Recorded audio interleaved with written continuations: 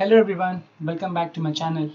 So first of all, before starting the video, I would like to thank each and everyone out there who is watching my video and they are sticking with me throughout this course of this Angular authentication and authorization. Alright, so yeah, a big thumbs up to you guys as well. And also I would like to request that if you are here for the new, like this is your first time that you're watching my video, go ahead and give a thumbs up and also go ahead and subscribe to my channel because I will be coming up with lots of video around the web development. Okay, all right, then let's jump to the today's topic. That let's first go ahead and verify our tech, what all things we have did. So we have completed till integrate the API for login and sign up. Okay, so let me revise what we have did in the previous session. So we have the beautiful login and sign up page created. Also we did some validation in Angular for sign up and login. Okay, so these are done. And also we have integrated the API, like we have created the .NET Core API for authentication and also for registering the user. So those two are also done and they are integrated as well with the Angular. If you have watched any of those part, then you can go ahead on my YouTube channel and you can watch them again. So I have part 1, part 2 and part 3 created. All right. Okay, so let's just jump to the today's topic. So today we will be covering the password hashing in .NET and also we'll see how to create username, email and password validation in backend. Okay, so these 2 points will be covered in this video.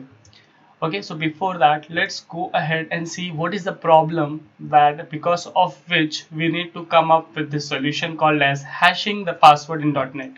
Okay, so let me just go ahead and register with the user. Okay, I'll do that very fast. So let me put up Shane Watson Shane@gmail.com. Username I'll give Shane30 and password I will give admin@123. Okay, if you want to see, you can click here to see. Yeah, this is admin@123.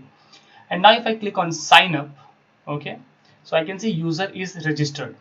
All right, and now if I go in my database, if I try to see this, if I execute this, select, so can you see the password is visible to everybody who has access to the database. So I think this is not the correct way. So the password should be encrypted whenever we are sending it to the database. All right, so this is the reason that whenever we are storing a password in the database, we are going to hash them before sending it to the to your database. Okay, let's go ahead and try to implement that in .NET Core because this will be done on your backend side. All right, so for that I will be creating, so let me stop this first. Okay, and let me create a class in the helper. So let me create a class in the helper folder. Okay, go here, if you right click here, you'll get an add option and click on class. So I will give a class name as password hasher. Okay, let me zoom a bit so that you can see it clear. Okay, so we have this password hasher now. So inside this, first of all, we will be using RNG crypto service provider. Okay, so because it will help you to create your bytes. All right, so let's try to do that. So here we will be requiring 4 things. First of all, let's have a private static. So whatever method or whatever property we will be creating, everything will be a static method or property. So the first thing is RNG crypto service provider. Okay, so let's try to create, let's have this class RNG.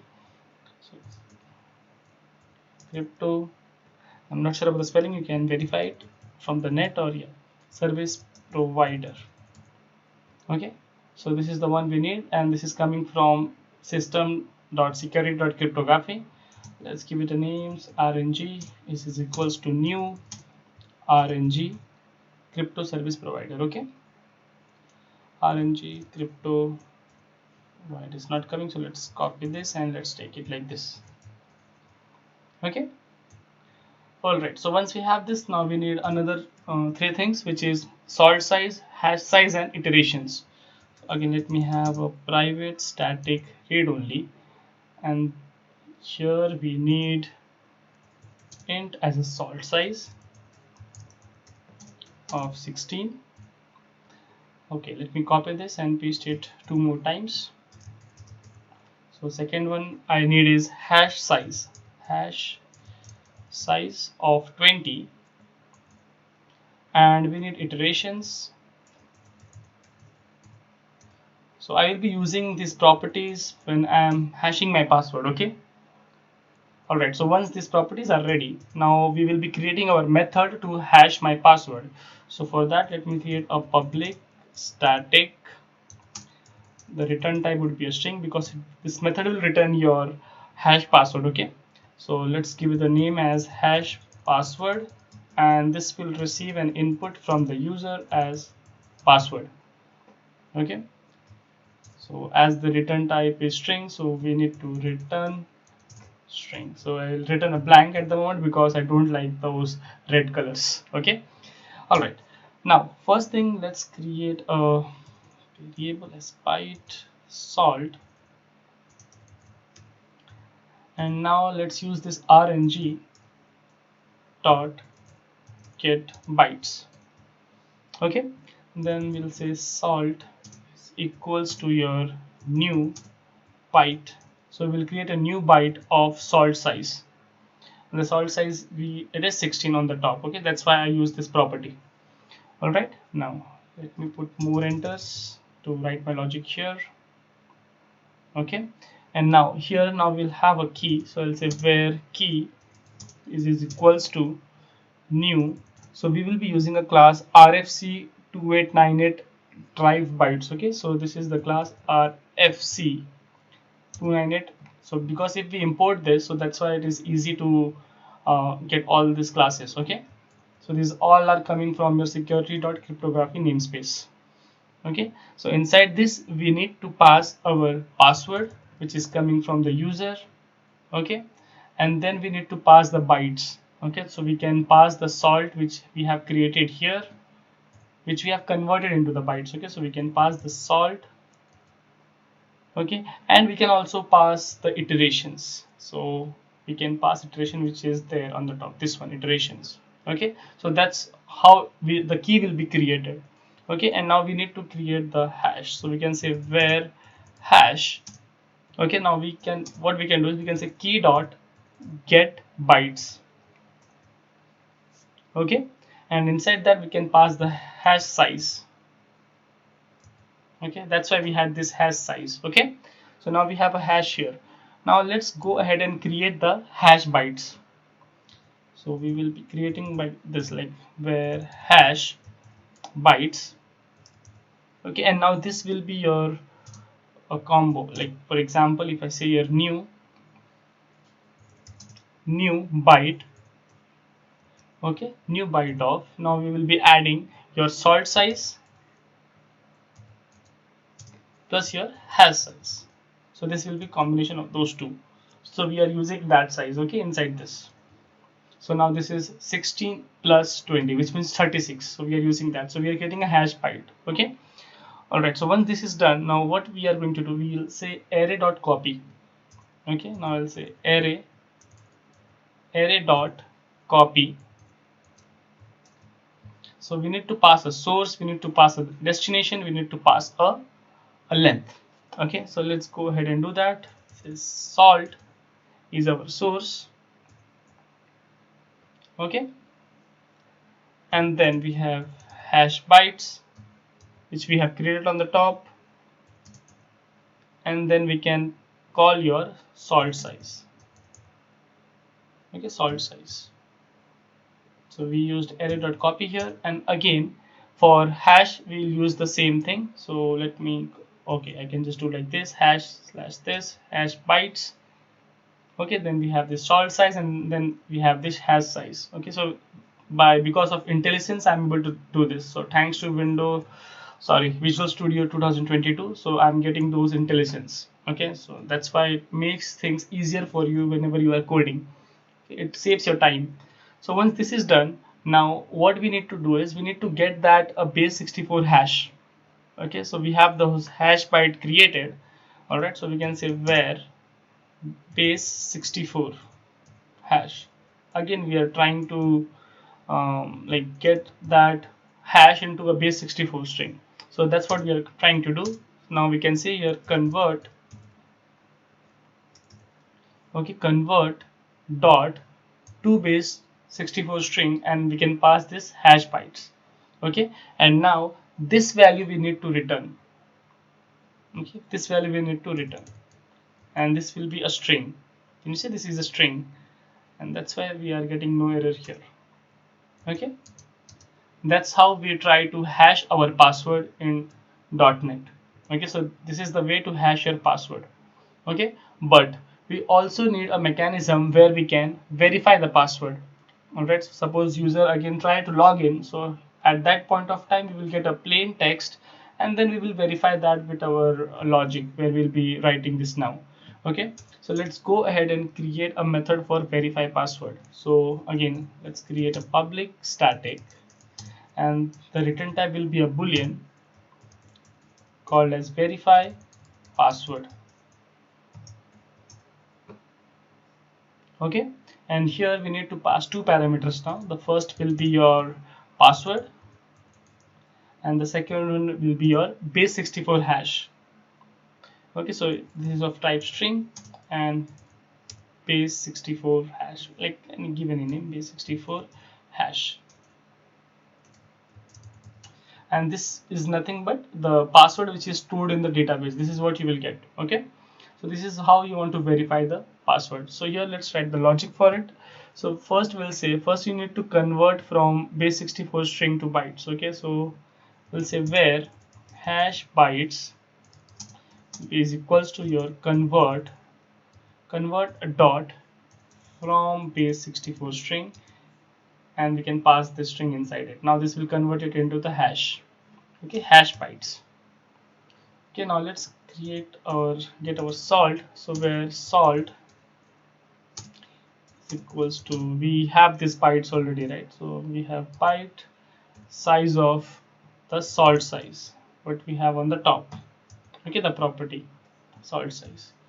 Okay, now we have again that array.copy, and inside that we need to pass our hash bytes, then the destination, then we have our salt what we have created of the same byte, and then the salt size. Okay, so once this is done, you need to get your key. So when we say where key will be equals, we have used that class RFC 2898 drives, right? So let's use this class again, and we need to pass our password. Okay, we need to pass the salt, and then we need to pass the iteration. Okay, now we are doing the reverse. Okay, reverse of it. All right, now we have the byte of your hash. Okay, and then we can say here key dot get bytes of your hash size. Correct, and now we need to loop inside it, and then we need to verify if this is correct, then we can return the true or false based on that. So let's have a for loop. Okay, a for loop. So how did I get this? So it's easy, just click for and then press 2-time tab. Okay, and then we can say, we can iterate like this. Let's say where I equals 0, I should be less than equal to your hash size.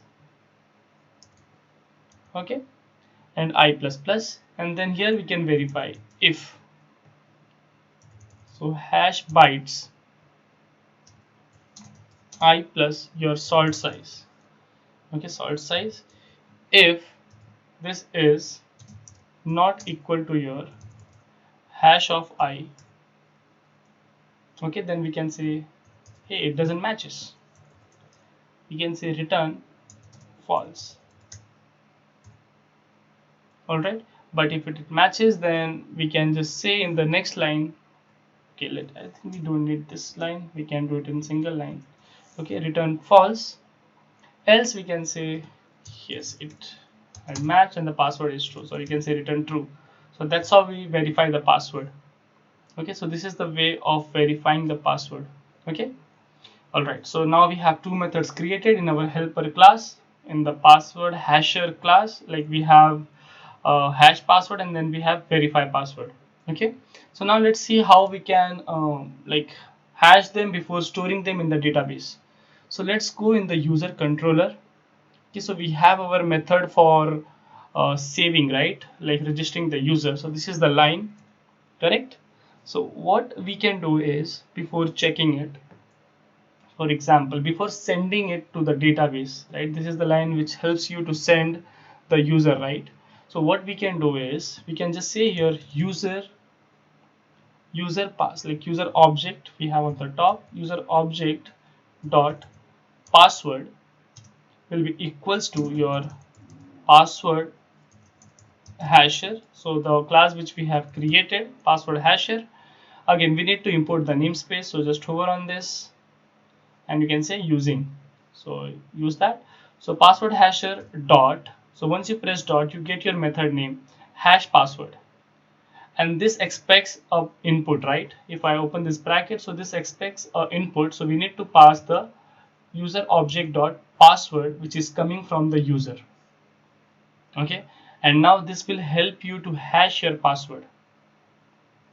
Okay, and also I would like to add up two more things, that we have two more properties.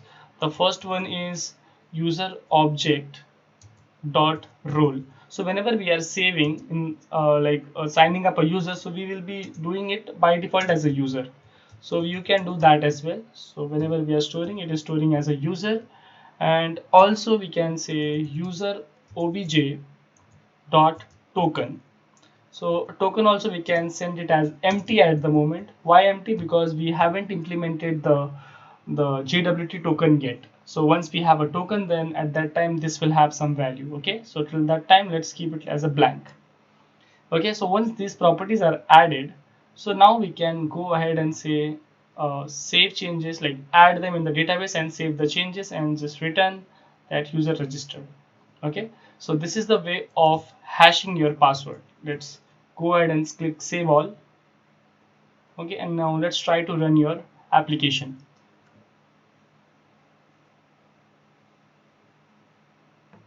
So it will take a few times. Let's wait for it. So the application is running. Let me check. Yes, it is running. I can see the Swagger page.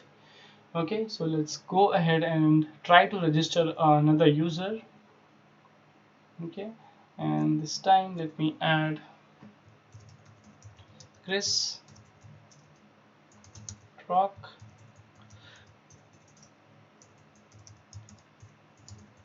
Okay, username, let's keep it as Chris30, and password will put as admin@12345. Okay, let me show you. So this is the password which we have saved, admin@12345, and now I click on sign up. Okay, so once the sign up is done, we will get a pop-up that user added. So let's wait. So can you see user registered? Let's press OK, and now let's go in the database and try to check. Okay, so now if I try to run this query again, wow, can you see for the user ID 3 Chris Rock, we are getting this password, and this is very tough to decode, right? And we also saving the role as well, role as user, and token is blank currently. Okay, so this is how you try to, like, we can hash your password in .NET. All right, okay, so the password hashing is done. Okay, so what is the next thing we are here to implement? So let me just put it down here, done. So we have completed this part, so let me put here as done. And now let's try to discuss about this part. Let's create a username, email, and password validation in backend. Okay, so first of all, what I need. Okay, so if I go in my Angular application, so I need to add a few things. For example, like the email should be correct, so we can verify that the email should be unique. Sorry, not correct, email should be unique. How to check the email is unique? So we have to check, like for example, if I again go in the database, so I should not be able to sign up with the same email like chris@gmail.com. Okay, if I try to show you, if I just put some random name and if I try to put Chris @ gmail.com, put some random email, random password, click on sign up, user registered. If I show you again in the database, can you see it is still allowing me at the moment, that it allows me to save the same email. Okay, I think this should not be the case, right? So for that we will need to have a email validation, that email should be unique. Okay, and also same applies to the username as well. So username should also be unique. So these two we need to do. And for the password, we will check the password strength, like it should be alphanumeric, and it should not like it should be more than 8 characters and all those. Okay, so let's just target them one by one: email, username, and then password. All right, so let's go on your server side. So let me open up my .NET Core. Let me stop this. Okay, so where we are going to implement that logic. Okay, so now before saving the password or doing anything, so here we need to write that logic. So the logic number one, check username.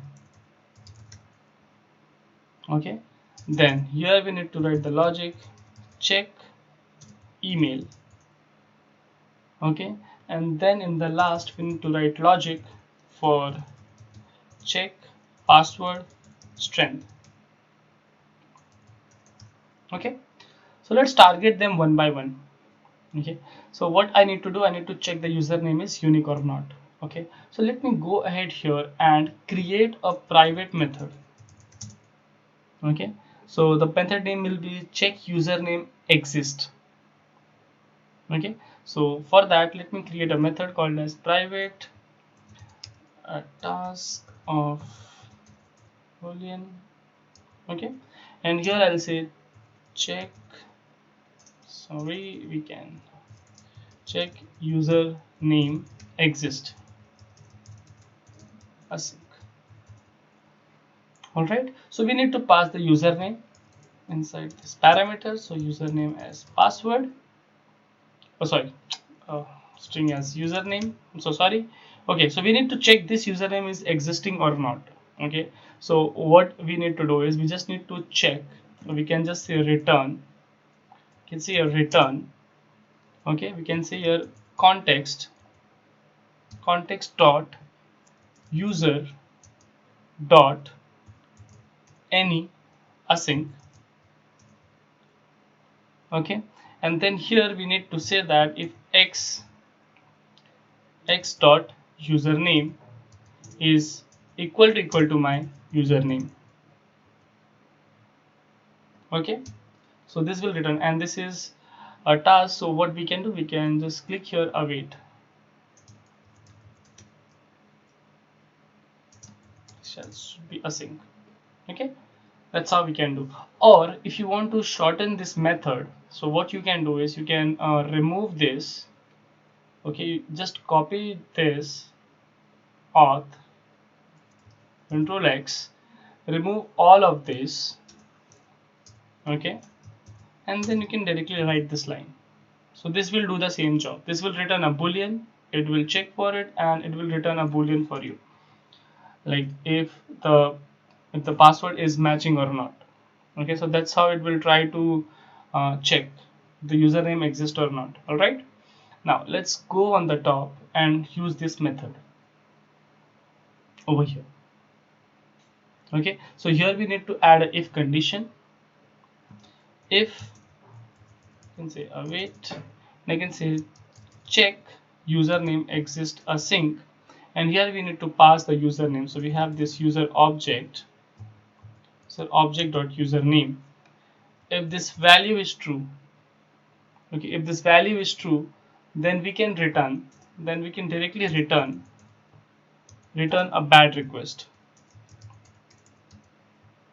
Okay, and we can just return something like this, and we can say inside this message as username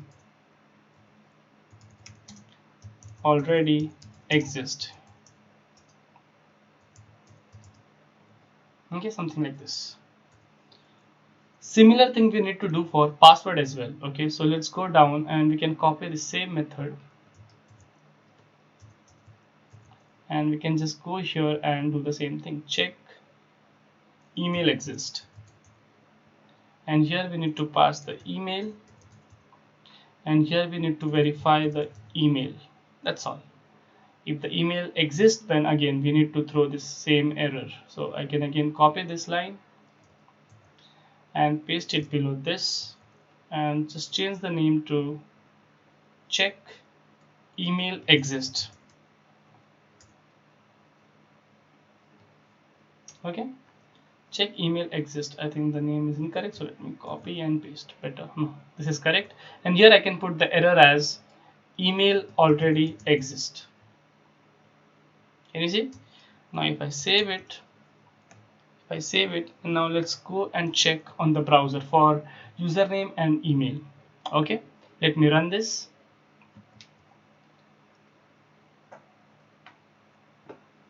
So there is some fail. Let me check what is that. Oh, this is the issue. Yes, this is correct. This should be email. Okay, now I think everything is correct. I can see no issue found. Let's run.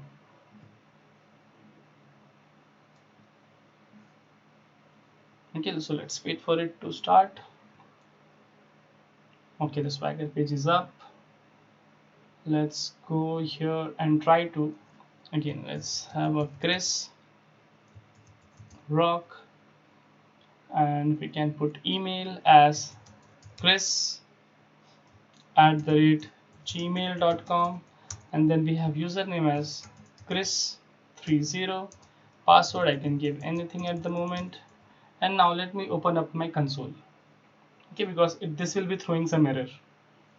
Okay, let me remove some existing one. Yeah, all right, now click on sign up. Okay, so it allows that. Okay, I'm not sure why. Let me check it.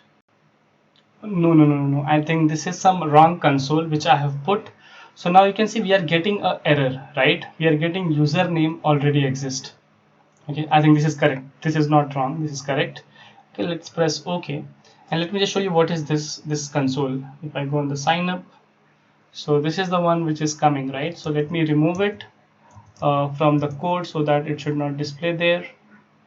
Okay, all right, so once we click on sign up, let's go here. Okay, it's still loading. All right, so here we have this line. There is a console. Okay, let me just check. Yeah, this is the one. Let me remove this one. Okay,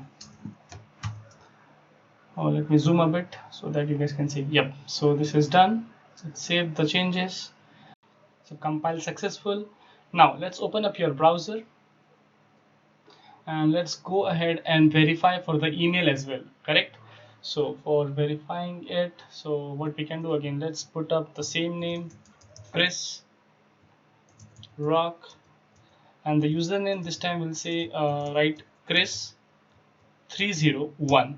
Okay, so 30 already exists, so we gave a different username, and we'll use chris@gmail.com. Okay, so we are trying to use the same email which is here, chris@gmail.com, and we can give any password. So I'll give any password here, and I try to click on sign up. Okay, so can you see? Okay, so this allows me because we are not checking this particular strength, I guess. So let me check that why this allowed. Let's go in the backend and let's see what went wrong there. Okay, let me stop this. Okay, so this is our method for checking the email, and we are using it here on the top. I can see the mistake, so we need to check for the email, right? So we need to pass the email, not the username. Okay, so once you can pass this, and now we can check for email exist. Okay, now let's run the application again. Okay, and we'll verify those changes again on the UI. So the application is running, so let's go on the UI and let's try to put up those credential again. Let's try to add Chris Rock. Email will be chris@gmail.com. okay, and the username is Chris@420. The username is different, okay, and password I can put any at the moment, okay. And now if I click on sign up, alright, so I want to see that error, right, that the email is already exist. So can you see now we are getting an alert, email already exists. If I try to sign up, so can you see I'm not able to do because the email already exists. But if I try to change the email like chris1@gmail.com, now I click on sign up, so now it says user registered. Okay, so this is what you guys need to do the validation for like unique email and unique username in .NET Core. Okay, so now let's try to shift ourselves and let's do for the validation of password strength and how we can check the password strength. Okay, so for that what we can do is we can first take the password, right? So let's go here and say password where pass is equals to, okay, so we can just check the password strength. So we have to create a password strength, okay, strength checker. So check password strength, okay, and this method we will be creating it. So this is not created yet, so we'll create this. So inside this we need to pass user object dot password. All right, now let's go ahead and create this check password strength. Again, this will also be a private method, okay, so let's go ahead and create a private. This will return a string, and this is the method which accepts a parameter called as password. Okay, and now let's create a string builder. Why it is not coming? Let me do it again. String builder. Okay, it's working very slow. Okay, let's wait for it and let's try to import using system.text. Okay, so this is imported. String builder sp is equals to new string builder. All right, now we need to check if my password dot length, if it is less than 9, which means it is 8, or we can check for any. Okay, if this is less than 8, so what we can do, we can just say sb dot append. We can append an error inside this, something like this, like minimum password length should be 8, something like this. And we can just add here new line. So for that we have something called as environment.newline. Okay, so that's how we add a new line. So first we'll check about this one in the if condition. Again, I don't think so we require this, so we can directly do something like this. Okay, now second, again we'll have a if condition, if, and this time we need to check some regex. Okay, so for getting those regex, you can just google it out, you can get those regex pattern. Okay, I have few patterns with me already for checking the alphanumeric values and also some special characters. So first let me check for the alphanumeric. So what I'll do is, let me create this and then I'll say regex. This is a class which we need to import. So using system.text.regular expression, okay, regex.isMatch. Okay, so we have this method isMatch, and there we need to pass our input first, and then we need to pass the pattern. Okay, so the first pattern will be a very simple one, that it should contain a small A to Z. Okay, it should be inside this. Okay, so first thing it should check this. Okay, and then we'll have an AND condition. Again, regex dot isMatch, All right, and inside that we need to check again. We need to pass the input as password, comma, and then here inside this we need to check for the caps, right? So we need to check A to Z, and it should have a small a to Z or big A to Z. These two he will be checking. If this is the case, then again now we need to check the numbers, right? Alphanumeric. So we can put up one more AND condition, and then we can say regex dot is match. Okay, it is going on the next line, so let's hit enter. Now here we can put is match, and inside this again we need to pass the password as first parameter, and then here we can add your a pattern for checking your numbers. So it should contain at least one character from 0 to 9. Okay, so that's how we do for this condition, and we'll add a pure negation. So this is important, guys. So we need to check if this consists or not. If this is the case, then what we need to do, we need to like append. So sb dot append string builder. Here we need to append our error, something like this. Password should be alpha numeric. Okay, and we can go to the next line again by using environment dot new line. Okay, that's all we do. Now the last one, we need to check for some special character. So again we'll have a if. Okay, we'll have a if condition again, then this negation, and then inside this we'll put a regex dot is match,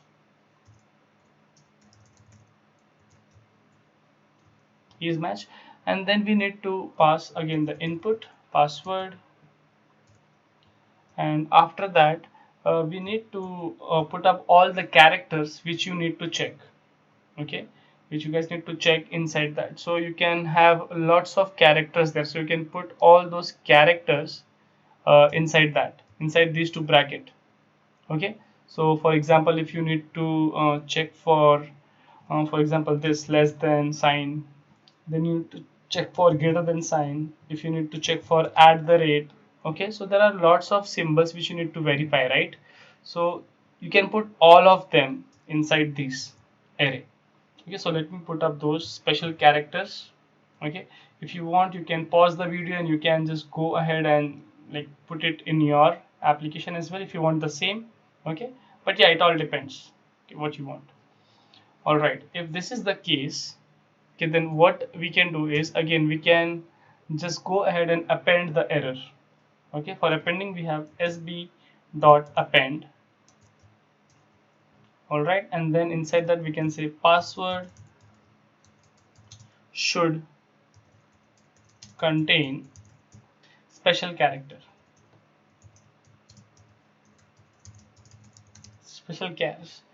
and we can again go to the next line. If you need to append any more errors, so you can go ahead and do that. Okay, that's how we actually do. Okay, so this was about your sending those, like creating those errors. Okay, and then in the last what we can do is we can return, because this returns a string, so we can say return sb dot toString. Okay, so that's how we have created, and now this method will be checked on the top here. Okay, all right, so now what we need to do is, so once we have a password, right, so we have a password there, so what we can do here is we can check if string, sorry, let me have a put here. Now we can say string dot is null or empty. If it is null or empty, this one. If it is not null or empty or something like that, we can do, right? If it is not that, then what we can do, we can return the bad request. Okay, inside that we can pass the message. Okay, in the message we can say message is equals to your what you have get from the password, right? So you can just pass your pass. That's all. Okay, so these are the ways of doing those things. Okay, so you can do that. So we can just set to string to make it like a string. Okay, so that's what we are going to do. So this is going to check these three condition. The password should be like it should be minimum 8, then it should check for your alphanumeric, and there should be some special character. Okay, now let's go ahead and try to verify the changes. So let's restart the application.